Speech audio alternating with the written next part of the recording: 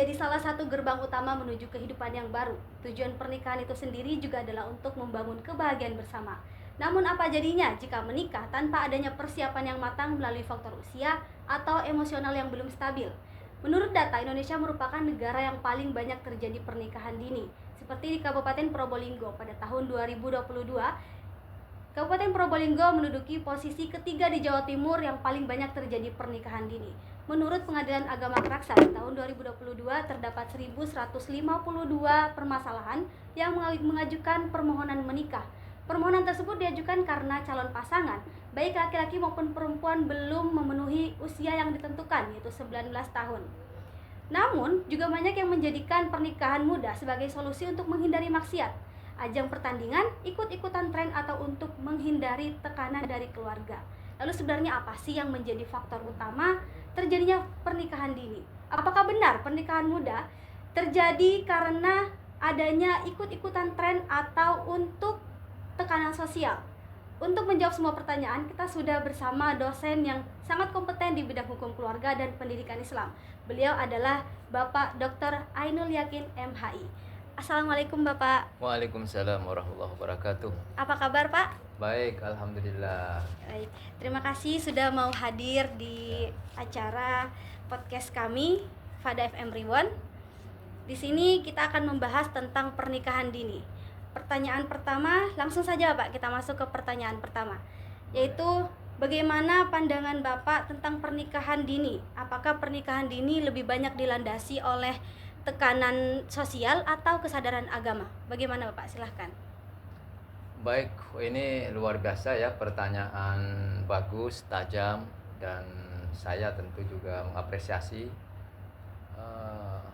terhadap tema atau isu yang diangkat pada momen kali ini ya. Baik, terkait pernikahan dini itu apakah karena tekanan sosial atau karena Kesadaran faktor agama atau kesadaran? Sebenarnya ya, terkait pernikahan dini ini kita itu nggak bisa melihat hanya satu sisi. Apakah itu karena faktor tekanan sosial ya, mungkin karena lingkungannya, atau dia itu karena kesadaran? Kita belum terlalu jauh meneliti itu. Tetapi sebenarnya bagi saya pernikahan dini ini bukan persoalan masalah.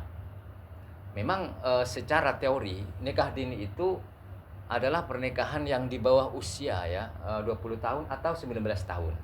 Kalau undang-undang kita dalam undang-undang perkawinan tahun 1974 yang sudah mengalami perubahan khususnya terkait dengan usia. Yang dulunya laki-laki itu kawin dibolehkan secara undang-undang itu 19 tahun, yang perempuan 16 tahun. Nah, sekarang dirubah kemudian naik menjadi 19 tahun. Sama laki-laki maupun perempuan. Nah, jadi secara definisi artinya orang yang kawin di bawah usia undang-undang, menurut undang-undang itu berarti pernikahan dini. Nah, bagaimana tren menikah dini hari ini? Menurut saya sekarang itu enggak tren sebenarnya pernikahan dini. Kalau dari sisi usia, justru yang ngetren itu dulu orang-orang tua kita itu pernikahannya memang kisaran 13 tahun, 16 tahun, 19 tahun sudah tua. Lah di kampung-kampung, desa-desa itu 16 tahun ya masih ada ya, 19 tahun sudah dianggap cukup. Betul. Itu tergantung situasional dan kondisi sebenarnya. Jadi kita nggak bisa melakukan generalisasi. Misalnya orang yang ini kawin 16 tahun, oh ini tren, yang ini 19 tahun ini juga tren, yang ini 15 tahun ini karena tekanan. Tidak. Karena persoalan kawin, kalau hanya dilihat dari undang-undang umur 19 tahun itu, pertanyaannya, apakah 19 tahun itu yang secara usia sudah juga matang secara emosional, secara mental? Betul. Belum tentu juga. Belum. Lah, lingkungan masyarakat ya, di perdesaan hasil pengamatan dan penelitian saya mungkin agak berbeda dengan yang lain. Jadi usia 16 tahun, 19 tahun itu sudah matang secara mental. Yang khusus perempuan ini matang. Lah bahkan saya melihat sekarang di sini ada masalah. Justru ketika saya bergeser ke perkotaan, orang usia 19 tahun ini belum matang secara mental. Lah adapun secara biologis semuanya, manusia yang biologis kalau sudah akil baligh, yang sudah balik biologisnya sudah siap, artinya dibuahi. Artinya sudah dibuahi. Secara biologis berarti matang dia. Secara mental tergantung situasi, tergantung kondisi, tergantung keberadaan. Banyak faktor. Bisa karena faktor lingkungan, orang itu nikah dini. Bisa karena faktor budaya. Bisa juga karena memang kesadarannya ingin tadi untuk nikah yang dibetulkan secara agama, tidak terjebak kepada pergaulan bebas, perzinahan dan seterusnya. Menghindari maksiat dan seterusnya. Jadi banyak faktor, bisa faktor mungkin karena kalau dibilang tekanan, saya belum ya. Mungkin sifatnya kasuistik. Kalau tekanan ekonomi mungkin karena keluarganya ada masalah ekonomi maka anaknya dikawinkan. Itu sifatnya kasuistik. Kalau tekanan kultur mungkin karena kultur budaya atau karena budaya lingkungan memang konstruksi sosialnya begitu. Ya tidak ada masalah sebenarnya. Yang perempuan nikah dini kecuali yang laki-laki ya. Kalau laki-laki trennya nikah dini belum saya melihat tren. Tidak, jarang sekali kalau laki-laki. Jadi di bawah 19 tahun jarang. Kalau umur di atas 20 yang laki-laki ya udah biasa, berarti secara usia secara di undang-undang sudah legal, kita sudah punya payung hukumnya. Secara usia 19 tahun mungkin dia usia remaja, tetapi ada sebagian orang yang di lingkungannya dia sudah matang secara mental. Lah, jadi pernikahan dini itu bisa saja kalau tren tidak ya. Saya tidak percaya kalau itu tren. Tetapi kalau memang karena kebutuhan sosial dalam arti negatif tadi tekanan sebenarnya tidak. Jadi kenapa saya mengatakan begitu? Ini yang perlu dipahami bersama oleh para pemirsa ya yang menyimak ini. Menurut saya, kesimpulan saya seorang katakan ahli juga di bidang hukum ini, nikah itu adalah prestasi. Kenapa Bapak? Kenapa begitu? Ya.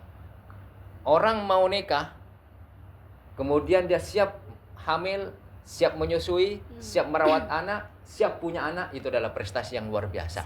Kenapa? Iya, kenapa? Karena itu pendidikan yang luar biasa, yang matang dan justru itu ajaran kita. Iya, betul. Nabi sudah mengatakan, "Waman faman riba an sunnati an-nikahu sunnati. Faman riba an sunnati falaysa minni." Nikah itu adalah ajaranku, sunnatku, tradisiku, ajaranku. Orang yang tidak senang kepada sunnatku maka dia bukan daripada umatku. Mungkin bukan umat yang sempurna. Artinya apa? Kita santri, pelajar, sudah mahasiswa, sarjana, mau tidak mau harus siap nikah. Apa? Mengikuti sunnah Rasul. Dan disitulah kemudian kita sempurna beragama. Kenapa kok keren? Kenapa kisah itu prestasi? Karena menanggung tanggung jawab itu tidak mudah. Betul, Bapak. Menghidupi istri seorang laki-laki, perempuan melayani suami, ini adalah pendidikan luar biasa. Siap mendidik istrinya, kemudian siap punya anak, menambah umat Nabi Muhammad, itu luar biasa. Dan itu prestasi. Karir misalnya, orang karir sudah bagus karirnya, nggak siap nikah, nggak siap kawin. No. Itu bukan prestasi. Tapi Bapak, kan banyak juga ya sebagai alasan menghindari maksiat. Apakah itu artinya, menurut Bapak sendiri, apakah itu artinya kita sebagai generasi muda belum punya benteng yang kuat untuk mengontrol diri kita sendiri, belum punya pemahaman agama yang kuat gitu Bapak? Tapi ditahan dulu Bapak, jangan dijawab. Jawabannya akan dijawab setelah yang satu ini. Jangan kemana-mana, tetap di Fada FM Reborn.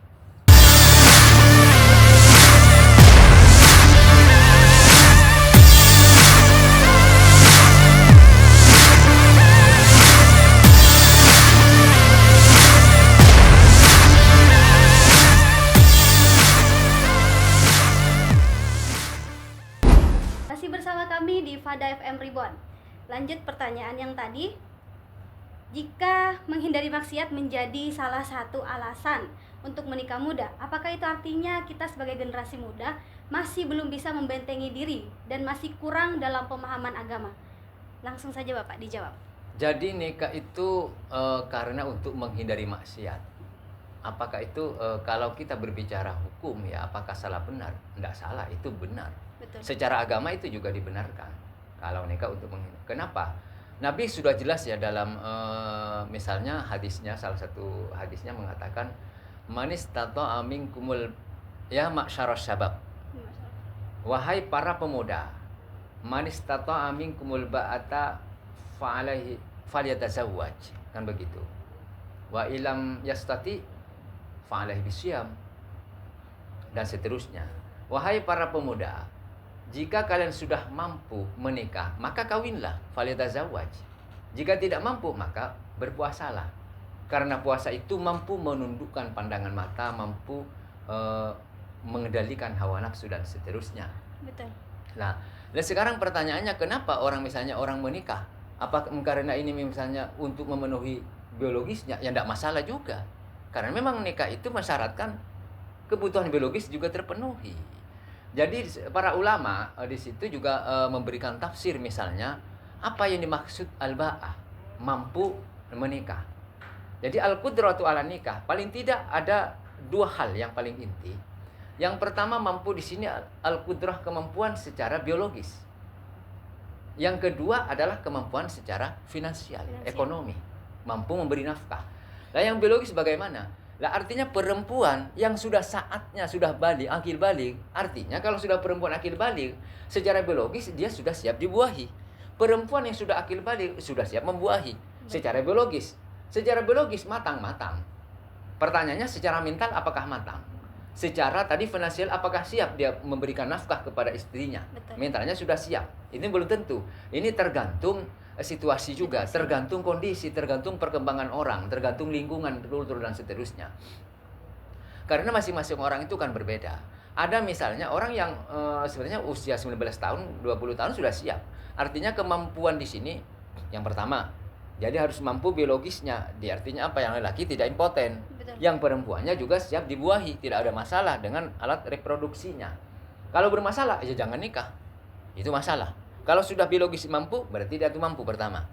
Yang kedua, mampu secara finansial. Apa artinya? Finansial enggak harus jadi orang kaya, enggak harus punya gaji besar dan berkarir dan seterusnya.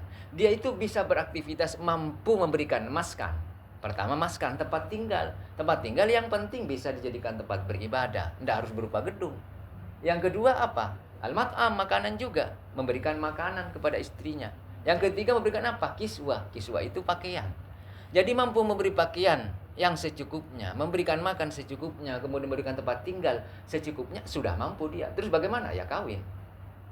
Kalau demikian, kalau menurut saya bagaimana orang seperti itu? Kawin, itu sudah kategori mampu. Kalau tidak, kemungkinan orang yang semacam itu dia akan melakukan pelampiasan hasrat biologisnya kepada yang lain. Maka sekarang justru kasusnya, trennya apa? Terjadi pergaulan bebas, itu trennya, itu maksiat. Terjadi apa? Orang hamil duluan, terjadi aborsi di mana-mana. Ini masalah agama, masalah sosial dan seterusnya. Lalu bagaimana solusinya? Kawin menurut saya.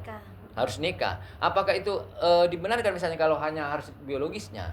Lah tentu di sini tidak bijak juga kalau misalnya hanya orang karena kebutuhan biologis langsung nikah, ya nggak bijak juga. Karena memang nikah itu memang membutuhkan kesiapan mental, ya. Kesiapan mental, kesiapan fisik dan kesiapan finansial. Karena bisa stres ya Bapak ya kalau tidak siap secara mental. Memang bisa stres. Makanya bagaimana kemudian orang nikah itu kan mengawinkan dua keluarga, ya. Lah, jadi orang nikah itu jangan dilepaskan sedemikian rupa baru nikah, tidak boleh. Jadi menikahkan itu kan mengawinkan dua keluarga. Maka orang tua dari mempelai, laki-laki maupun perempuan, harus bisa mengawal dan membimbingnya sampai dia itu matang. Betul. Walaupun sekarang tua misalnya, apakah iya orang tua itu sudah bagus? Atau orang sudah karirnya bagus, gajinya besar, apakah sudah benar dia itu siap secara mental untuk mengarungi rumah tangga? Belum tentu juga. Belum tentu. Karena apa? Fenomena dan kasus mengurus rumah tangga, mengurus istri itu beda pendidikannya, bukan itu teori, bukan hanya sebatas itu bekerja profesional di kantor, tidak. Ini lebih berat dari sekedar kuliah. Lebih berat dari sekadar mengerjakan tesis, disertasi, skripsi apa. Karena seumur hidup ya Bapak. Karena itu seumur hidup dan berat sekali. Lah oleh karena itu memang secara biologis harus siap, ya, secara mental juga harus siap, secara finansial dalam arti nggak harus kaya di sini, ya. Kenapa? Karena nikah itu sendiri juga pendidikan. Jadi nikah itu juga ibadah, ya. Nikah itu sunnah Nabi, jelas. Nikah itu dianjurkan. Kemudian nikah itu juga di situ ada pendidikan. Betul. Nah, yang terpenting bagaimana keluarga, orang tua mempelai laki-laki dan perempuan mengawalnya, mendidiknya, membimbingnya. Yang sekarang jadi masalah orang terjadi perceraian banyak itu kan karena lepas kontrol dari ini. Betul. Dulu masalahnya orang-orang tua kita dulu. kawin belasan tahun, faktanya anaknya banyak dan sekarang sudah jadi dokter, jadi profesor, Iya. jadi ya sarjana udah banyak. Anaknya siapa itu? Anaknya orang yang kawin belasan tahun. Berarti mereka itu biologis ya siap, Siap. secara mental siap. Bagaimana? Ya dia berkeluarga juga pendidikan. Iya, tapi bagaimana Bapak? Indikator siap menikah itu seperti apa? Menurut perspektif Islam dan akademik. Apakah hanya sekedar soal usia atau materi saja, atau ada beberapa sebab spiritual dan psikologis yang harus diperhatikan dan sering terlupakan oleh kita? Bagaimana? Ya kalau indikatornya ya mungkin ya secara sederhana yang paling bisa kita tangkap ya. Kalau orang sudah akil balik, ya berarti secara biologis ini siap, tapi belum tentu secara mental siap ya. Terus bagaimana kesiapannya itu? Sebenarnya itu secara alamiah. Orang itu kan ingin membutuhkan reproduksi sebenarnya. Orang itu butuh kekal hidupnya ini. Dalam arti orang itu nggak mau mati sendirian. Terus bagaimana dia siap mati sebenarnya? Mati kalau dia punya keturunan. Punya keturunan yang dibenarkan dari agama, kita ada namanya lembaga pernikahan. Kawin itu lembaga perkawinan yang dibenarkan supaya dia tetap jejaknya jelas, gennya ada, DNA-nya jelas. Betul. Jadi siap meninggal, mati dia sudah meninggalkan keturunan. Nah, sementara sekarang kalau misalnya menunda pernikahan karena misalnya tidak siap, dalam apa indikatornya orang tidak siap? Nah, ini sekarang ini masalahnya masyarakat hari ini, dalam masyarakat industri terutama, orang itu terjebak menurut saya. Di sini cara berpikir yang kurang pas. Bagaimana? Lebih mendahulukan karir. Kalau sudah karirnya matang, punya gaji bagus, ini dianggap baru indikator dia itu siap secara menikah. finansial. Tidak demikian. Kita yang beragama Islam tidak punya prinsip yang sekuler seperti itu. Jadi karir itu ya seperti apa? Ya orang itu mau bekerja jadi jadi petani, kemudian jadi nelayan, mau bekerja apa saja yang penting halal, itu sangat mulia sekali. Tidak harus kaya ya Bapak? Tidak harus kaya, tidak harus berkantor juga, Betul. tidak harus pakai sepatu juga karir itu. Nah, artinya apa indikatornya? Kalau orang sudah mau menikah, itu sudah tanda. Sudah bagaimana kawinkan? Yang penting orang ini dibimbing oleh kedua belah pihak, oleh masyarakatnya, jangan dilepas. Kalau sudah siap. Iya, minimal kalau secara undang-undang supaya tidak salah, minimal ya usianya 19 tahun laki-laki maupun perempuan. Kenapa ini penting? Sebagai lembaga pendidikan juga, tarbiyah juga ingin melanjutkan generasi-generasi yang ya tentu yang baik juga, memperbanyak umat Nabi Muhammad SAW kita ibadah. Lah indikatornya tadi yang perempuan, kalau sudah perempuan ya kan sudah ingin dibuahi, itu kan pertanda siap dinikahi. Sudah mulai mau berpacaran itu kan. Oh, itu sebagai tanda juga ya? Iya, tanda. Mau pacaran dengan orang kan jelas secara agama nggak boleh pacaran itu kan. Tapi kalau udah pacaran berarti siap gitu. Sudah secara biologis minimal ya. Yang perempuan ini secara biologis sudah siap dibuahi orang begitu, sudah siap dinikahi. Nah, kalau mentalnya bagaimana Bapak? Lah kalau mentalnya apakah? Nah, yang perempuan ini nggak terlalu ruwet sebenarnya. Yang perempuan ini kan tanggung jawabnya laki-laki bagaimana mendidik si perempuan, gitu membimbing. Ya. Jadi itu lagi makna juga pendidikan dalam keluarga. Ya yang harus matang sebenarnya di sini laki-lakinya. Laki-lakinya matang secara biologis, matang secara mental, ya mungkin juga matang ya enggak harus ya secara finansial sudah siap.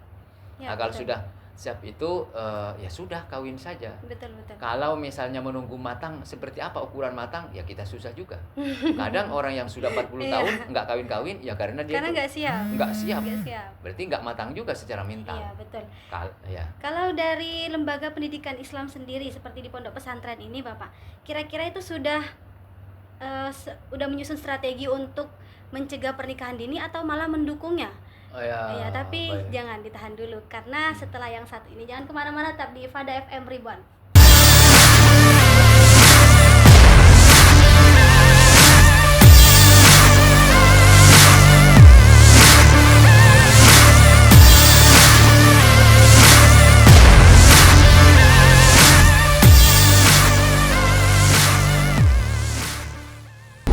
Kembali lagi bersama kami di Fada FM Ribuan. Terima kasih. Lanjut ke pertanyaan selanjutnya tentang lembaga pesantren. Apakah turut mendukung tren nikah muda atau malah menyusun strategi untuk menunda pernikahan muda tersebut? Bagaimana Bapak? Ya menurut saya pesantren ya enggak mendukung nikah dini, itu enggak ada. Pendidikan pesantren selama ini menurut saya cukup bagus ya.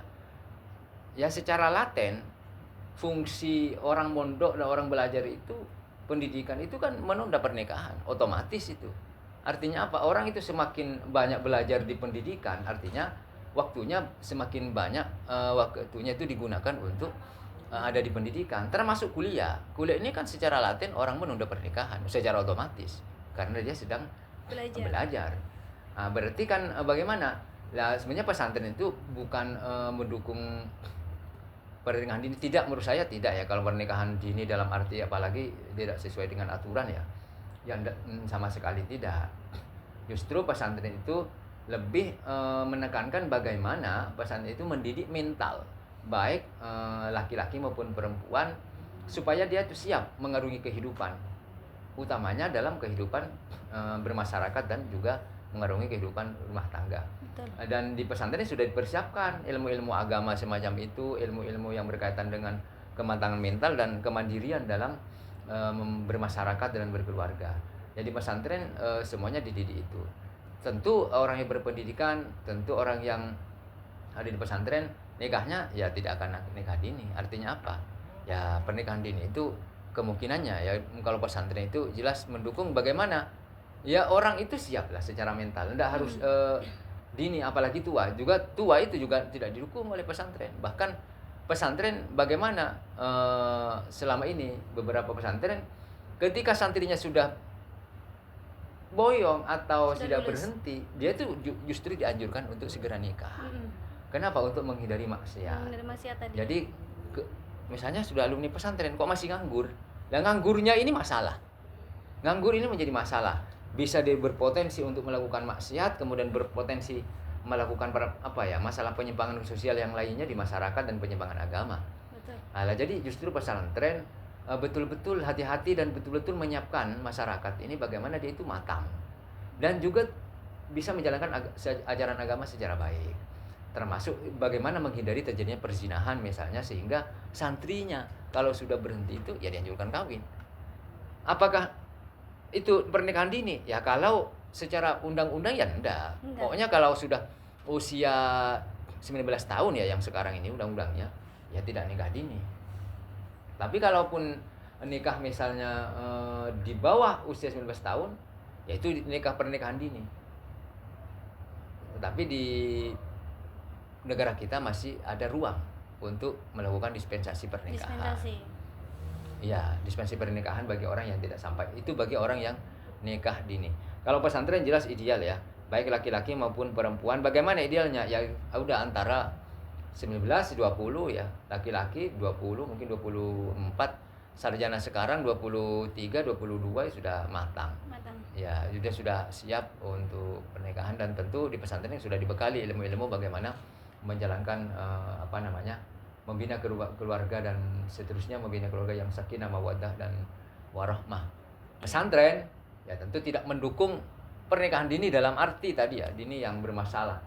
Ini secara umur sudah tidak sesuai dengan undang-undang, kemudian ya justru pesantren secara laten ketika orang mondok ya tentu dia itu akan tertunda dengan sendirinya untuk menikah karena dia sedang mencari ilmu, ya belajar untuk kematangan mentalnya untuk bekal dia nanti setelah kembali di masyarakat ya. Iya, terkait kalau perceraian Bapak, kan perceraian itu sudah jelas dilarang ya di agama. Tapi banyak karena menikah muda ini karena tidak siap secara mental, banyak juga terjadi perceraian. Apakah ini sebagai bukti bahwa generasi muda yang menikah itu hanya mementingkan labelan halal saja atau mengabaikan tanggung jawab rumah tangga itu sendiri? Bagaimana? Ya, itu perlu diteliti ya.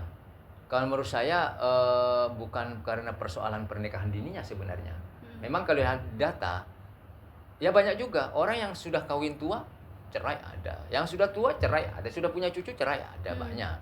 Nah sekarang orang yang nikah dini juga cerai. Apakah karena dia pernikahan dini? Belum tentu. Menurut saya belum tentu. Kenapa? Nah tadi itu dia itu misalnya kenapa cerai? Bukan karena persoalan dininya. Jangan-jangan ini ada intervensi keluarga yang tidak sehat kedua belah pihak, atau tidak ada dukungan baik dari keluarga, satu. Yang kedua, perlu disoroti juga menurut saya di sini terkait dengan undang-undang ya selama ini. Termasuk mungkin pihak yang kompeten bidang ini adalah Pengadilan Agama. Jadi orang mau cerai itu jangan dikasih kelonggaran. Kenapa orang nikah dini kok banyak bercerai? Ya karena pengadilan agamanya Langsung apa? menyetujui. Menyetujui dan memberikan dia cerai. Betul, Itu aja. Berarti kan siapa yang memproduksi perceraian? Yang memproduksi perceraian itu pengadilan agama. Terus bagaimana solusinya? Nah itu diberi pendampingan orang semacam itu. Didampingi. Untuk perceraian harus agak sedikit diperketat, jangan dipermudah. Kalau dipermudah demikian, ya pada akhirnya perceraian meningkat.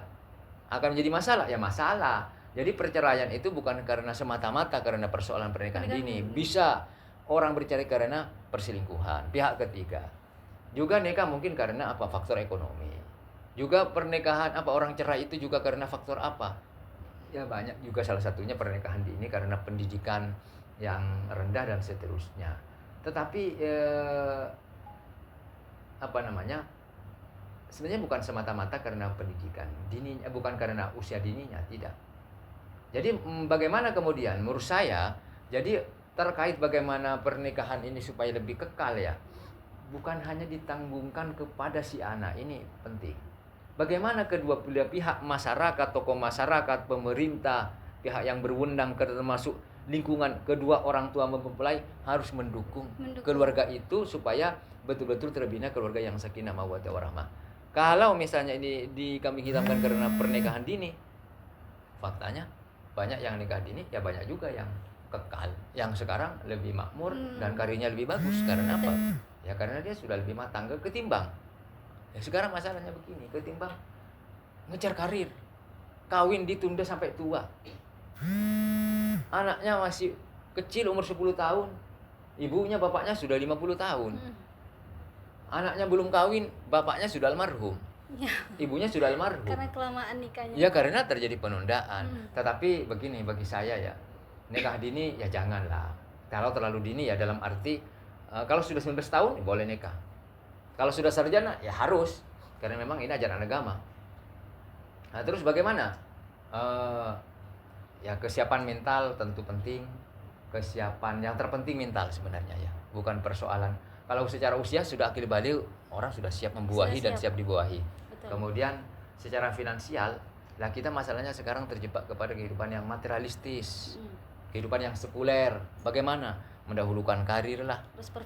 Harus perfect dulu lah. Itu pandangan-pandangan yang keliru. Ya, keliru secara saya orang hukum begini, menurut saya tegas. Pandangan yang keliru. Bagaimana? Ya sudah, kalau sudah saatnya, kenapa? Bismillah. Saya cuma tidak terlalu setuju juga misalnya ya memang enggak salah, banyak anak banyak rezeki, ya memang faktanya begitu. Kalau sekarang banyak anaknya semakin bagus sebenarnya. Betul. Karena itu menambah umat Nabi Muhammad SAW. Asalkan yang penting kita hidup secukupnya. Lah sekarang masanya hidupan materialistis ini menuntut harus kehidupannya, sandangnya begini, pangannya begini, tempat tinggalnya begini, harus mewah seperti ini, kendaraannya harus begini. Itu yang bikin masalah. Tapi yang membentuk itu siapa Bapak? Yang membentuk indikator-indikator seperti itu? Yang membentuk ya sekarang lingkungan, udah untuk konstruksi sosial, termasuk juga negara. Kalau sudah negara terbentuk, misalnya kita menjadi negara industri, orang sudah kerja di pabrik menjadi profesional, kemudian itu lebih suka kawin dengan pekerjaannya dari kawin dengan wanita yang benar. Nah itu kan perempuan juga kadang-kadang lebih suka kejar karirnya misalnya daripada berkeluarga. Terima kasih Bapak. Kita break dulu sebentar.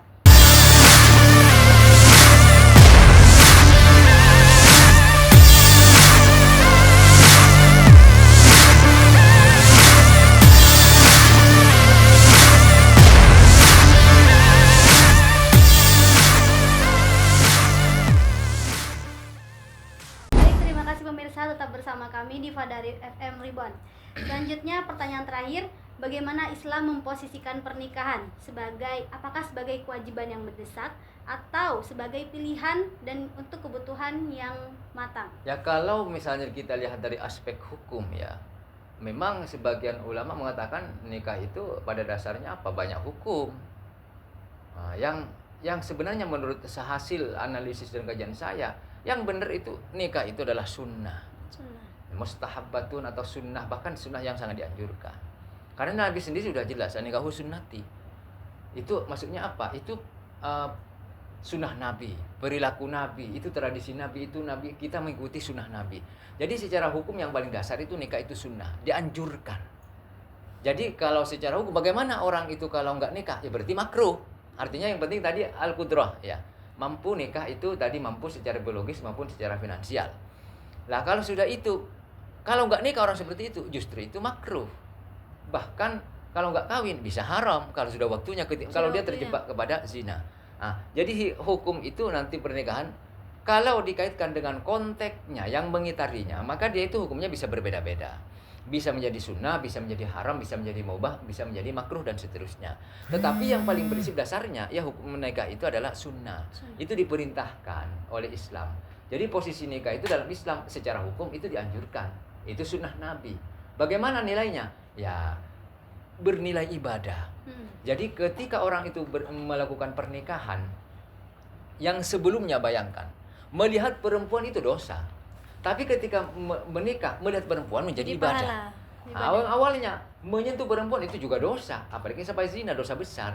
Tapi perbuatan itu setelah dinikahi semuanya bernilai ibadah. Nah itu bayangkan betapa ini bobotnya tinggi sekali. Artinya orang yang menikah itu kemudian semua yang dia lakukan semuanya hari-harinya waktunya digunakan beribadah. Dia tidur beribadah, dia ke kantor dia beribadah. Kenapa? Untuk menafkahi keluarga. Nah perempuannya menunggu suaminya itu beribadah juga. Beda kalau sekarang bujangan nunggu misalnya di pinggir jalan, di taman itu ya dosa. Nah itu maksudnya apa? Itu bobotnya. Bagaimana? Nikah dalam Islam tentu sangat dianjurkan dan ini posisi penting dan prestasi menurut saya. Jadi Islam menghargai pernikahan dan pernikahan itu adalah ibadah yang tujuannya adalah ya untuk membentuk keluarga yang sakinah, mawaddah, warahmah dan ketenangan itu nggak mungkin dicapai. Sakinah ini kecuali orang berkeluarga. Jadi menikah itu harus benar juga tujuannya. Tujuannya mengikuti sunnah Nabi, bukan karena nikah itu hanya karena tadi murni karena persoalan biologis, tidak. Bukan hanya semata-mata karena tren, tidak boleh. Kemudian nikah itu karena tekanan sosial juga nggak boleh. Nikah ya harus diniati niat ibadah, niat di situ untuk membentuk keluarga sakinah, mawaddah, warahmah. Kemudian untuk membuat keturunan anak-anak yang soleh dan soleha. Kemudian semua hari-harinya, detik-detiknya seorang yang nikah, laki-laki jadi ibadah, perempuan jadi ibadah. Lah kalau bujang bagaimana? Jadi masalah. Jadi Islam, kalau demikian bagaimana? Sangat tidak sangat menganjurkan pernikahan dan ya kurang katakan mendukung, bahkan tidak mendukung terhadap orang yang tidak menikah. Tidak menikah, dia sudah mampu secara biologis karena tidak menikah, masalah. Dan Islam itu katakan kurang menghargai yang demikian. Jadi seharusnya bagaimana? Nikah, bismillah. Selagi dia itu niatnya benar karena Allah, untuk niat ibadah, untuk memberikan nafkah kepada keluarganya, yang istri juga dididik dengan benar bagaimana melayani suami dan melahirkan keturunan saleh, insya Allah dalam pernikahan itu semuanya akan ditanggung oleh Allah, akan dipermudah jalannya. Lah, cuman sekarang itu kadang-kadang memang masalahnya kita takut. Kenapa? Karena ini terlalu banyak tantangan, hambatan yang sekarang itu tren yang masyarakat sekarang ini yang nggak benar. Sehingga orang itu harus matang dulu secara ekonomi lah, harus punya ini dulu, harus begini. Ini masalah. Nabi sudah jelas. Yang bagaimana nikah? Kalau sudah pertama ya agama ya. Kalau sudah benar agamanya, akhlaknya benar, pilih nikah. Jangan hanya murni melihat karena kecantikan. Lah karena apa? Kalau melihat karena karir, maka karir akan menjadi masalah dalam keluarga. Betul. Perempuan melihat suaminya, calon suaminya kalau nggak karir ganteng, maka kalau dia milih karena semata-mata ganteng atau karir, maka karir kegantengan akan menjadi bencana dalam keluarga. Sebaliknya perempuan, laki-laki memilih perempuan karena kecantikan, karena bodinya, maka kecantikan dan bodi akan menjadi bencana dalam keluarga. Terus bagaimana? Yang memilihnya harus murni karena ibadah yang sekiranya sudah sekufu. Sudah dia Islam, saya Islam, anaknya orang baik-baik, saya anaknya orang baik. Bismillah, kawin lillahi ta'ala. Yakunu fuqara yunhimullah.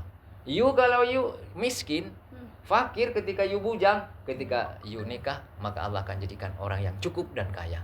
Karena apa? Dalam sejarahnya kita yang beryakini agama Islam, tidak ada orang bujang karirnya sukses. No, tidak ada. Betul. Mau karir sukses, kawin karena Allah, bukan karena main-main. Itu saja kira-kira ini yang menurut saya garis bawahnya penting. Ya, Masya Allah sekali teman-teman. perbincangan kita pada siang hari ini. Semoga apa yang kita perbincangkan bisa bermanfaat untuk sahabat-sahabat Fada di luar sana, khususnya untuk pemirsa yang menonton konten ini. Terima kasih kepada Bapak narasumber yang sudah memberikan perspektif kepada kita tentang pernikahan dini. Saya Naila Zahira pamit undur diri. Nantikan terus episode selanjutnya. Tetap di Fada FM Reborn. Assalamualaikum warahmatullahi wabarakatuh.